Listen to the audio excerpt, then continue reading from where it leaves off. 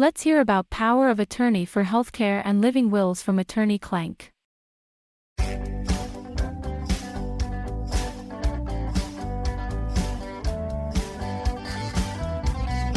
This is the Clink Law Podcast, providing clarity to the many gray areas surrounding estate planning so you feel empowered to take action. Now here's your host, Peter Clink.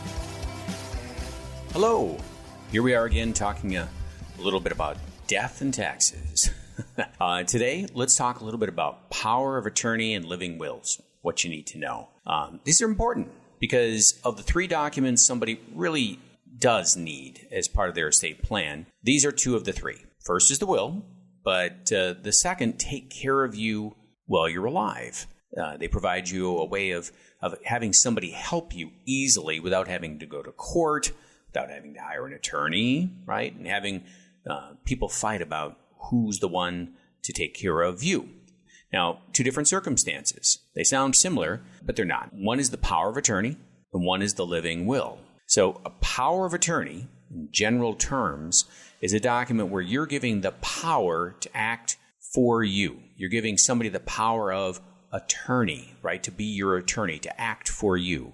That could be to sell your house, could be to manage your money, it could be to file your taxes, and it can be very broad. It can be a general power of attorney where you grant somebody very general rights to do pretty much anything you could do financially. Or it could be a special power of attorney where you give somebody a narrow power, like being able to sell your car to Bob on Tuesday for $10. It can be very specific.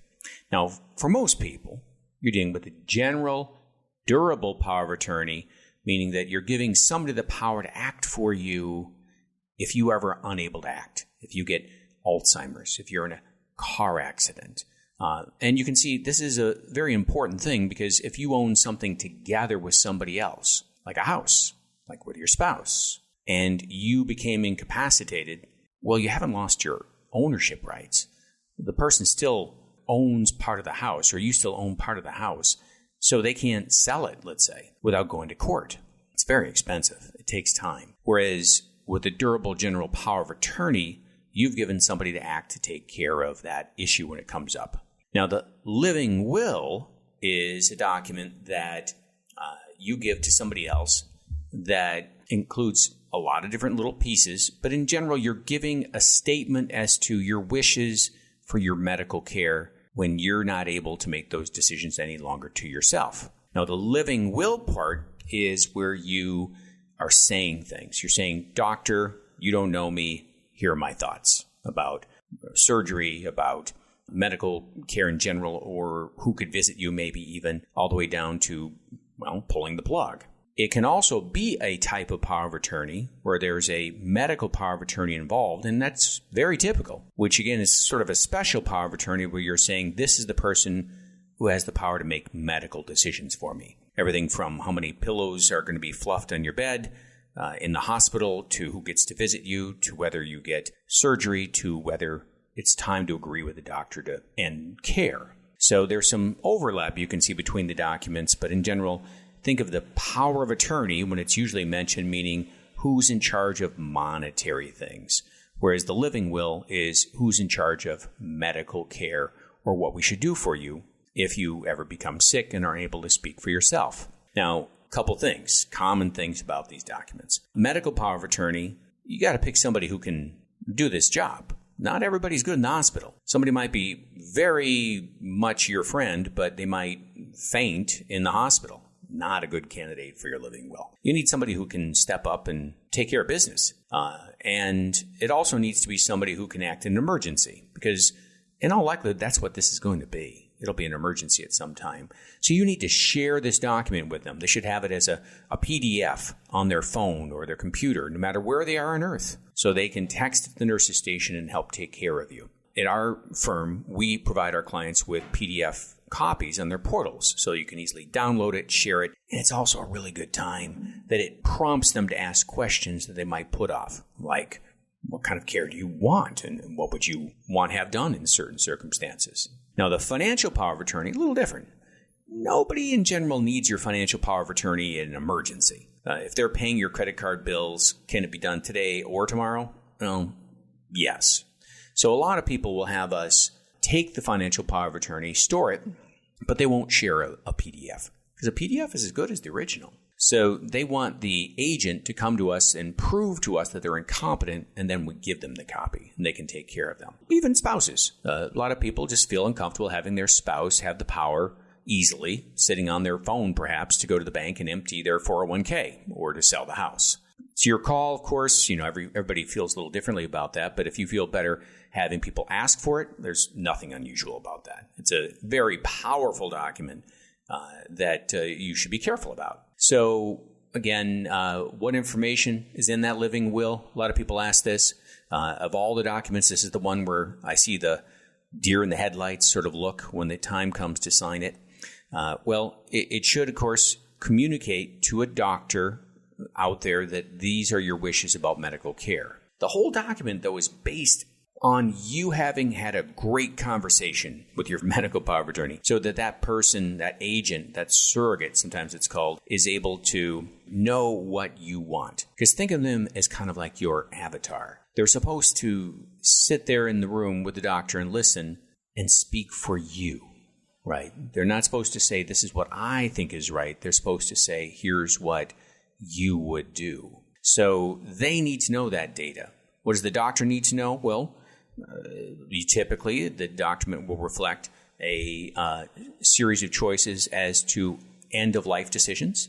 So if the doctor and your surrogate agree, the time has come. Right? This is not just an emergency room run or if you have COVID or something. This is when everybody agrees the time has come. Well, what do you want and what don't you want? And I find that most people say, well, look, if the person I've chose to reflect my wishes and the doctor agree I'm done, I don't want anything anymore. Let me go. But other people on the other extreme say, I don't really trust any of you folks. I want everything until, the body, it totally goes. And a lot of people are in the middle.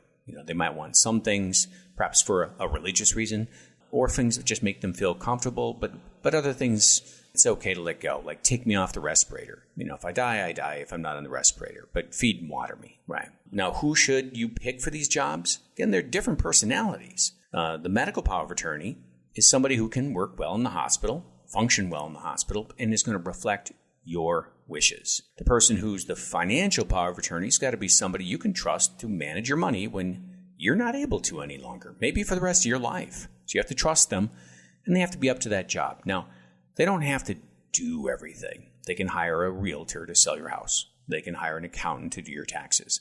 But they need to be responsible enough to get these things done because you can't anymore. So these are, important documents that really everybody should have. And if you're listening to this and you have a child who's now 18 or, early 20s, who might think they're going to live forever, nothing bad ever happens to them, they really still need these documents. If they became incapacitated in an accident, even for a short amount of time, if you don't have these documents, well, they're not under 18 any longer. It's really legally not much of your business. The default might be eventually that you as parent would have a say, but it might take some time. Whereas if they want you to be able to speak for them in an emergency, they should do their chores. They got to get these documents done and share them with you. So you have the PDF. So if you're on vacation in California and they have a car accident in Chicago, well, you can text or email the copies of the PDF to the nurse's station and find out what's going on. If you don't have them, well, you're just somebody on the phone, so you might not be able to find out what's going on. I jokingly say it's true, but it's just, when I was 18, I had to sign up for the draft. But when kids nowadays turn 18, well, they need to do a medical power of attorney and a financial power of attorney. So anyway, folks, remember, every jurisdiction has their own documents. They all have power of attorneys. They all have living wills. But they have their own special way that they like to see them. Now, they transfer from state to state. If you do one in one state, it's going to be good in the other. But you should always talk to somebody local about their local rules and nuances. And make sure you check up on them every once in a while because they do change over time. The laws that cover them do change, and sometimes drastically. So you should always make sure your document is up to date. So I hope this has been useful to you. And I hope you like the examples and the things I said. If you have questions, if you happen to be in Pennsylvania or New Jersey, want to give me a call. Set up a time to talk about documents for yourself. Otherwise, go talk to your professional. Get it done, and make sure your kids get it done. All right, guys. Just another conversation about death and taxes. Peter Klenk, Trust and Estates Attorney, and I look forward to talking to you more. Bye now. Thanks for listening to the Clink Law Podcast. Please subscribe, rate, and share.